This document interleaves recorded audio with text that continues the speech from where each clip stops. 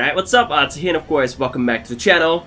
Now, as you can tell by the title, in this one, we're going to take a look at my pick for the top 10 best Call of Duty games to date. And of course, I'm fully aware of the fact that a lot of you are going to disagree with me on this one. Some of you might want to crucify me in a little bit, but that's fine. Be sure to simply share your thoughts and opinions in the comments down below. And apart from that, let's go ahead and take a look at the number 10 spot. If you make it out of this, kid, come find me. There's always room for one more. Alright, so the first thing on the list is Call of Duty Ghosts. Now, I'm fully aware of the fact that some of you are definitely going to hate me for this one. I, however, never considered this to be a horrible Call of Duty title. Everybody loved to hate on this game. Of course, there were some issues. The multiplayer wasn't too great. It was riddled with campers, obviously due to the hectic maps and the fast time to kill. However, the multiplayer experience got a little bit better with every single map pack that they dropped. Of course, due to the addition of the Ripper, the Maverick Sniper Rifle, the Maverick Assault Rifle, and a ton of smaller sized maps. The multiplayer experience itself became, well, semi-decent. Of course, Extinction also wasn't anything too special. However, personally, I thought the campaign was one of the better ones we've seen in Call of Duty history. Not only were there plenty of moments that could have been ripped straight out of a Michael Bay movie, the story itself was very well written, very well executed, and personally, I had a blast playing through the campaign. First off on the Xbox 360 when the game first came out, and then again last year when I was a little bored and decided, you know what, let's try this game on the PS4 as well. And again, it was absolutely phenomenal. Plus, the game looks beautiful. In fact, I personally think that the washed out colors were definitely great for the setting itself.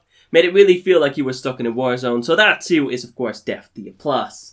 Alright, so next up we have quite the throwback, and that's of course Call of Duty 2. The game where snipers definitely reign supreme. Not only did people just drop in one shot after even getting shot in the toe, it also took a mere split second to zoom in, and firing from the hip was deadly accurate. Something that we haven't seen in recent Call of Duty titles. In fact, something we haven't seen since we played all of those classic shooters back in the day.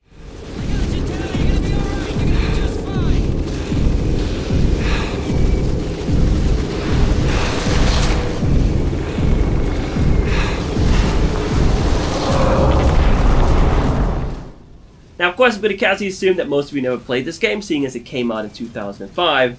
However, as far as pre-modern warfare goes, Call of Duty 2 is really the only title you'll ever hear someone talk about, simply because both the single player and the multiplayer side of things actually weren't too bad. In fact, if you get the chance to play this game at any given point in time right now, I would recommend you to do so. The single player is definitely pretty diverse, from tank warfare all the way in Tunisia to of course trench warfare at Point Du Hoc Normandy. I'm fairly confident that's the one mission everyone recognizes. And of course, if you like using snipers online or bolt action rifles, then the multiplayer side is definitely one you need to try out. However, I'm fairly confident you'll only be able to find lobbies on the PC nowadays.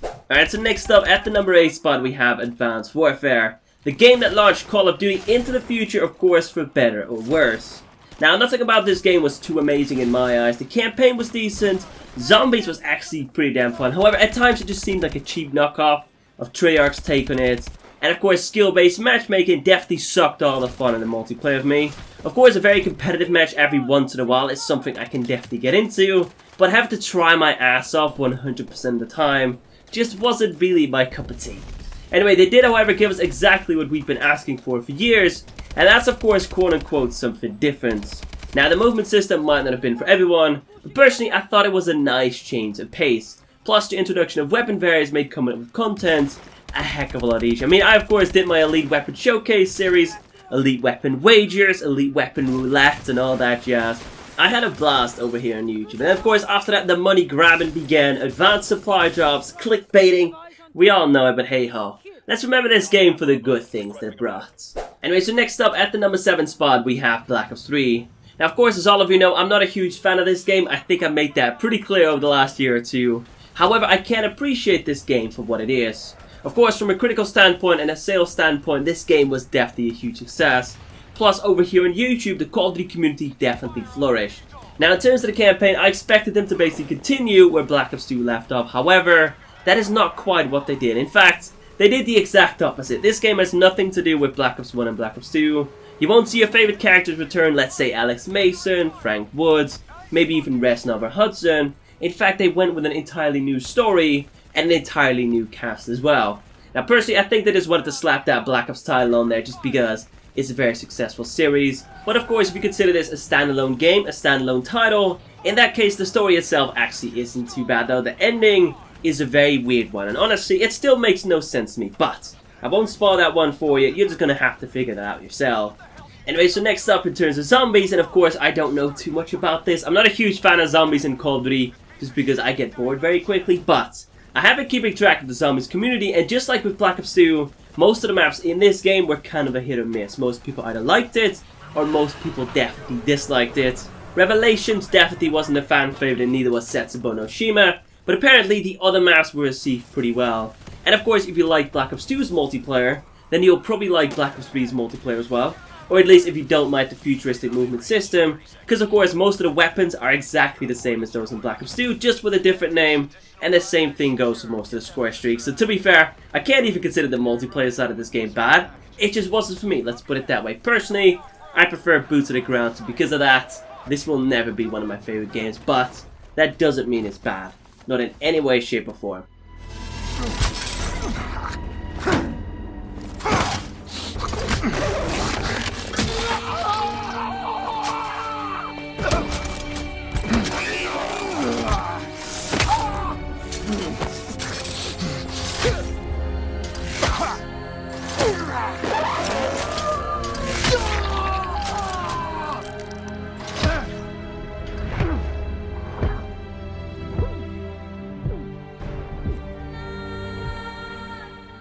Now next up at the number 6 spot we have the original Black Ops. This is step 1! Now, we take Mokuta! Now to be fair, I absolutely loved this game back in the day. Quite frankly, I would rank this game higher if it was really up to me, but I know for a fact that a lot of people simply played Modern Warfare 2 for an extra year, just because the multiplayer side of Black Ops was kind of a hit or miss for most people. Obviously, it was a bit more slow-paced than previous years, and it was also a little bit more clunky than Modern Warfare 2. So a lot of people figured, you know what, let's play this game for another year. And frankly, I feel like this game doesn't get the love it deserves, because the story is absolutely fantastic, absolutely phenomenal. I think brutal is the right word to go for over here. Whether you were escaping from Vorkuta, of course, slicing throats in Vietnam, infiltrating an army base, this game offers something for every single person out there that absolutely loves over-the-top Call of Duty action. And then on top of that, the story in the background was definitely something you could easily get into and easily overlook things as well. I mean, I was amazed the first time I figured out that Reznov actually died right at the start, and all along it was Alex Mason doing absolutely everything. On top of that, the gold camo has never looked as good as it does in the original Black Ops, and it is super difficult to obtain the gold camo for literally any weapon in the game, because for starters you have to get to 14th Prestige, and then after that you have to stack up 100,000 COD points to purchase the gold camo for only a single weapon. To this date, I have yet to do that. Honestly, I think I'll do it one day. I think I'm Prestige 14 at this point in time. Either 14 or 13, something like that. So we'll see how that goes. And then of course there's Zombies, Kinodetso and Buried, Origins, and a ton more maps every single Zombies player should definitely experience. You remember, you never should have come What are you here. talking about? Get out now!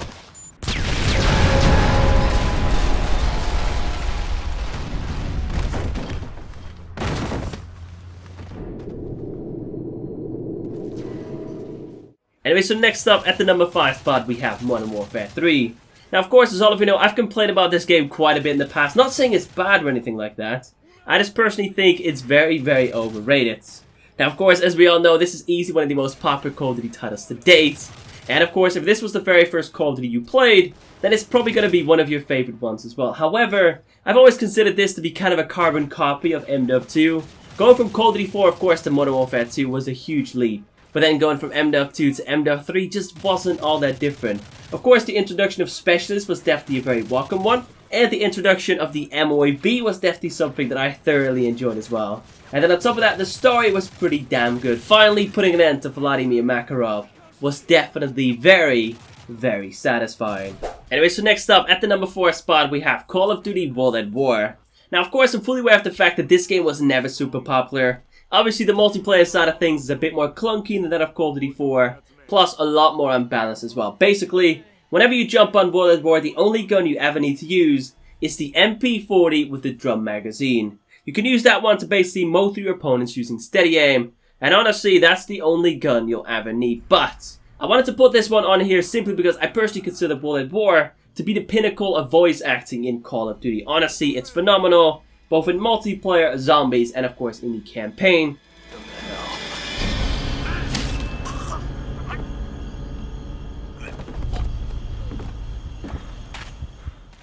The story itself, once again, is definitely one that is worth playing, even to this date. And then finally we get introduced to one of the most popular modes in any video game, and that's of course Nazi zombies. Now originally you actually unlock Nach der Untoten by completing the single player campaign. At the end of that you were thrown right into it, and from that point on forwards, a lot of us were simply hooked on zombies. And then later on they of course also introduced us to Verrucht, Shinonuma, and then finally Der Ries. All fantastic zombies maps. The only sad thing about this game is that to this date we haven't seen another Call of Duty set in World War II. And of course we have yet to see a sequel. To be fair, Treyarch, I wouldn't mind one.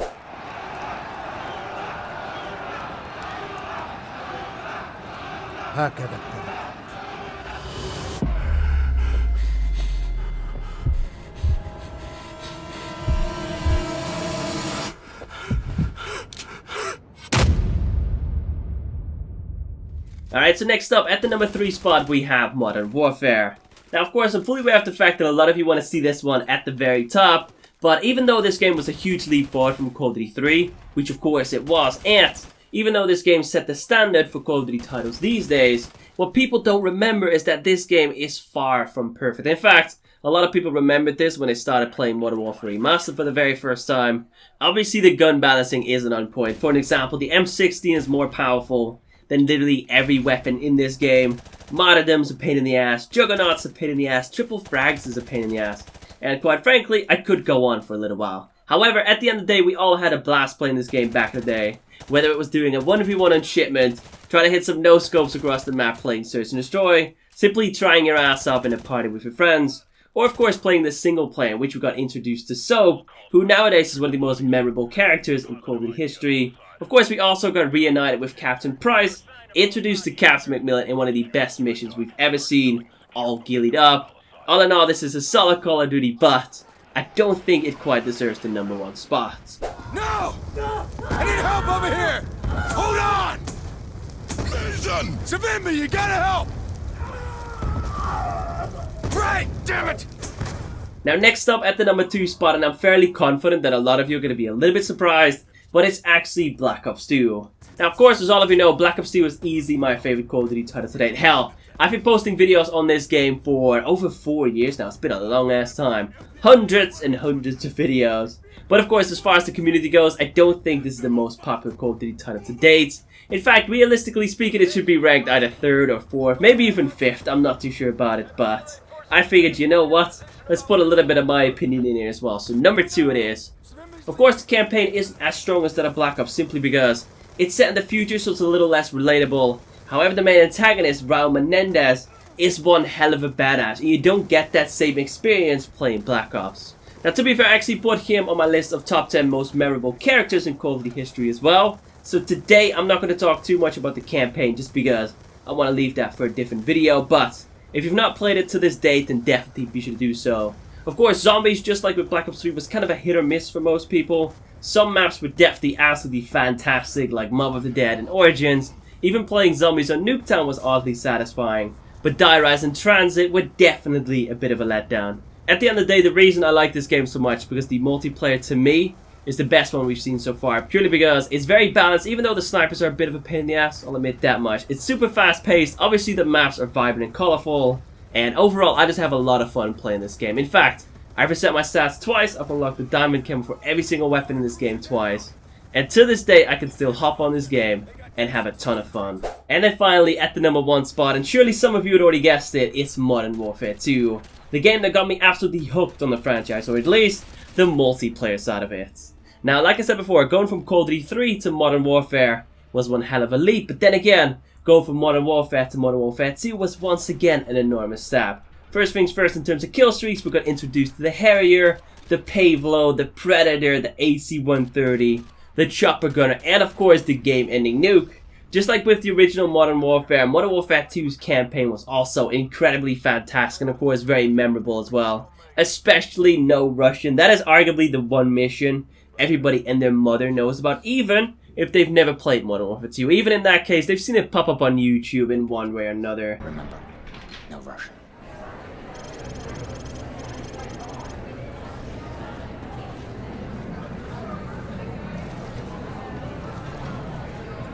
And of course, one of the saddest moments in Call of Duty history as well, the death of Ghost and Roach, and many more memorable moments that I should probably post a video about in the near future as well. Anyway, on the side we also had Spec Ops. Now to be fair, Spec Ops was never too popular. However, once you got bored of playing the campaign and once you got bored of playing multiplayer, Spec Ops actually wasn't too bad either. Plus, it had some very interesting missions and some very interesting challenges. Some of these challenges actually required you to work with someone else, and to be fair, you don't really have that social aspect in Call of Duty games anymore. Nowadays, we're all a bunch of lone wolves, and to be fair, that's a bit of a bummer. Anyway, with that being said, let me know in the comments down below what you think of this list, of course, whether or not you agree. And apart from that, if you enjoyed this one, some support, a like rating would be very much appreciated. Of course, if not, that's cool. If you want to, you can also follow me on Twitter, Facebook, Instagram.